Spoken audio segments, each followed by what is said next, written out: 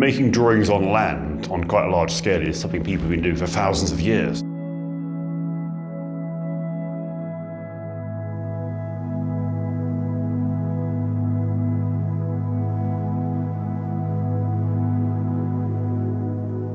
I'm Simon Beck, and I make drawings in the snow.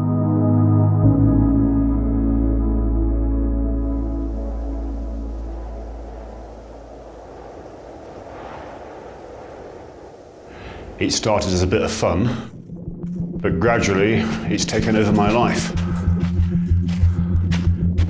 A ballpark estimate of footsteps, about 5,000 steps in an hour. A big drawing, 2 hours measuring, 8 hours work, you're looking at 40,000 steps.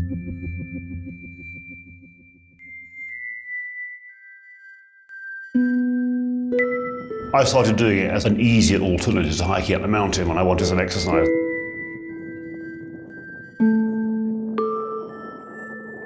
You're starting with a drawing on a piece of paper, or else a drawing in your mind. Just treating it a bit like an orienteering map. You're just going a certain distance in a certain direction, determining distances by counting paces. It's a very physical exercise. It's equivalent to a long day's walking in the hills when you make one of these big drawings.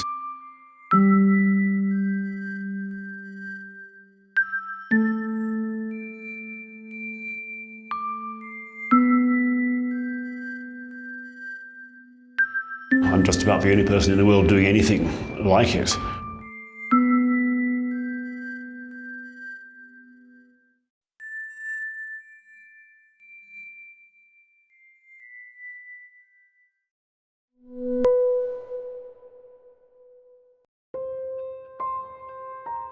This colorful spot has a dark past.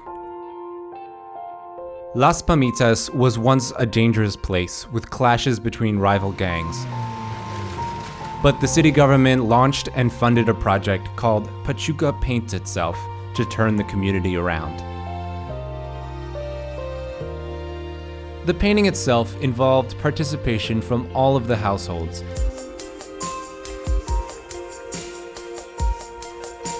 They painted over 200 houses using 5,000 gallons of paint. These individually painted houses combined to make one beautiful rainbow design, inspired by Pachuca's nickname, La Bella Rosa, or the Beautiful Breezy City. The aim of the project was to bring a sense of liveliness and livability back to the city. The Ministry of Planning and Evaluation of the city of Pachuca has noted that the crime rate in the city has decreased since the mural was painted.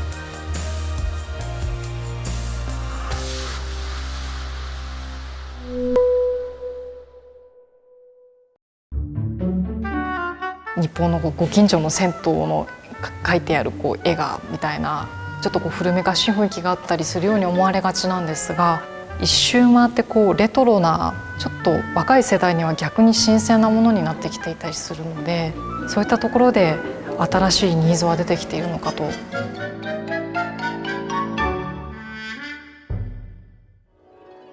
田中瑞希です。銭湯でペンキ絵を描いています。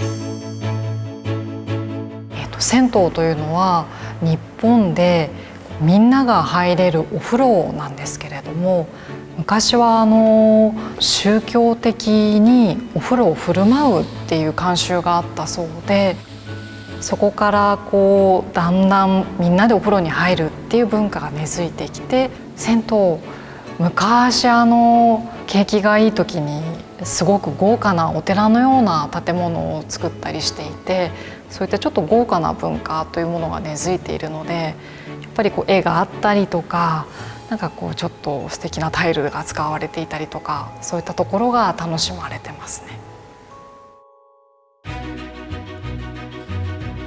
銭湯のペンキ絵のスタイルでいうと風景画を描きまして、一番多い画題だと富士山を描きます。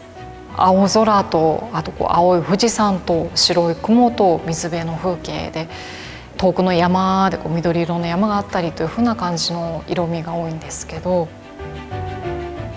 銭湯のペンキ絵の役割といいますと、なんだろうな、こう東京にいながらいろんな地域に旅をした気持ちが味わえたりとか、繰り返しの中で新しい世界に接する喜びみたいなものがあるので、なんかこうぼんやりと眺めて楽しんで、なんかまた前向きな気持ちになるっていう、そういったところが結構重要だったりするのかなと思いますね。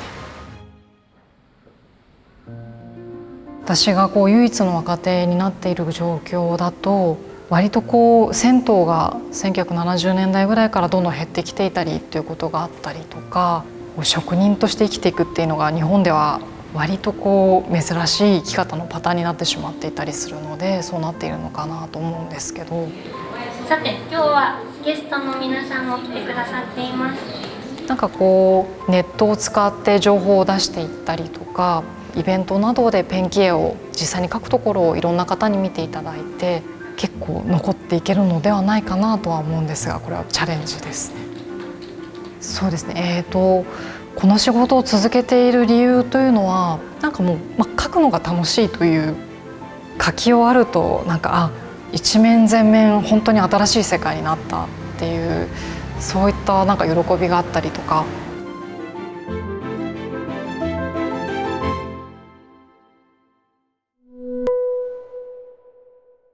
Well, I love painting the maps because it gets me out in weather like this. It's pretty awesome to come into a resort and look up and see my map.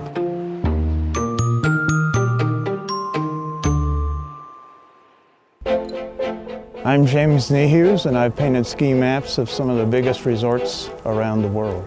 I've painted 194 different maps. This is North Star out at Lake Tahoe, New Mexico ski area. We have Snow Basin here, Utah. This is an image that skiers see. They judge the mountain by the trail map. You want to portray the mountain as beautiful as it is. I was an advertising agency man for a while. In 1987, I painted my first trail map. Yeah, they used my map. I loved it right away. I could paint and do a little travel and learn how to ski. Whenever I get a call from a resort, first thing that I'll do is scope out the mountain and see what I've got to work with. I work heavily from aerial photography. I'll go up in a plane, I'll take a pan across the whole mountain in a shot. From this, I take it back to the studio and I get on my computer and select the ones that I want to work from, print them out, and then I reference all the material that I can get and start my sketch. What I will have to do is manipulate the different elements of the mountain and get it on a single plane of paper, on a single page.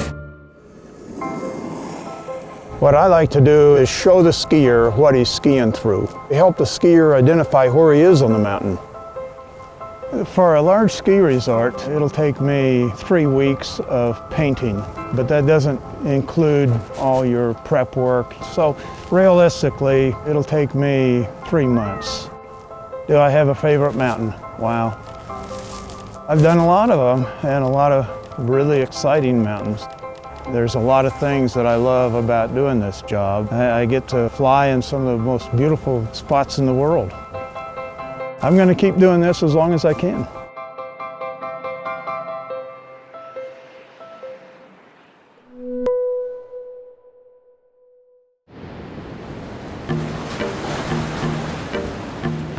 I just want to start and go and go and go.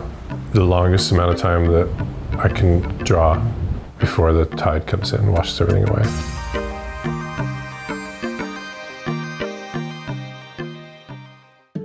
My name is Jim Donovan. I draw in the sand. To draw in the sand, it's a balance between a mental game and a physical. They're both equally important. I started drawing in the sand a little more than 20 years ago. I was walking along the beach one day. It just came to me to use it as a canvas. I just put my finger in the sand and made a giant fish. I became really obsessed with it. I left behind the world both of surfing and the job as a chef, and then I just put everything into drawing in the sand. There was almost no one in the whole world that did this kind of thing. I've drawn in the sand around the world: Australia, Uruguay, Argentina, Chile, Russia. I mean, occasionally a commission, but I'm also in places where, oh, there's a nice patch of sand. I think I'll go do something there. The one that was 10 miles in circumference in the desert on a dry lake, it's a Guinness World Record, largest art. I've walked as much as 30 miles in one day, which means about 7 or 8 hours of walking. I like the stick probably the best because I like to come down to the beach with nothing. The tools are sitting there on the beach, sticks to choose from, and I'll do my composition, do a nice big drawing, and then I'll throw the stick away. Come down with nothing and leave with nothing. For me, that's the most fulfilling choice of how to do it. Drawing the sand is the ultimate of in the moment, and I want to finish when the tide is about to destroy the drawing. This is going to change every day. Anything I do down there is going to be gone, and every time I'm going to have a big, huge place to try something new.